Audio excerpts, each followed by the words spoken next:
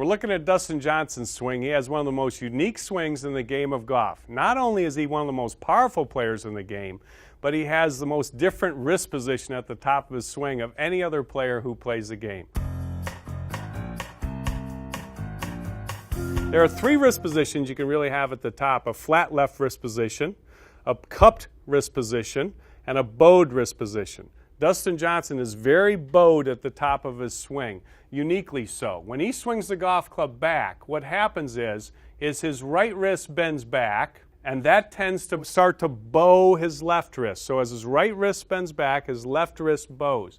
By the time Dustin gets to the top of his swing, you can see how pronounced his left wrist is in a bowed position. This puts the club face also in a very closed position, which makes it difficult for an average golfer to get the ball up in the air. This is the most common mistake that ladies have when they first start to play the game. For one reason or another, it seems like every lady who starts to play golf gets their left wrist in exactly this position at the top of the swing, and the club face has no loft. That's one of the reasons why they cannot get the ball up in the air.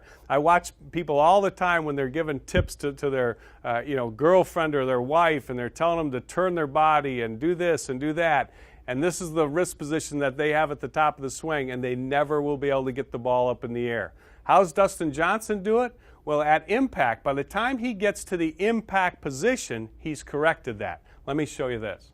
So you can see here, he's started to get his left wrist in a much better position. It's almost flat right now, much different than it was at the top of the swing. And by the time he gets to impact, he's going to have that left wrist flat to the target. For all intents and purposes, your left wrist is your club face. You want the back of your left hand to face the target at impact. If it's bowed, it's going to be de-lofted. You want it to be pretty flat so that you've got the right amount of loft on the club. This would be too much loft, not enough loft here. Flat would be neutral loft on the golf club, and that's where he's going to be at impact.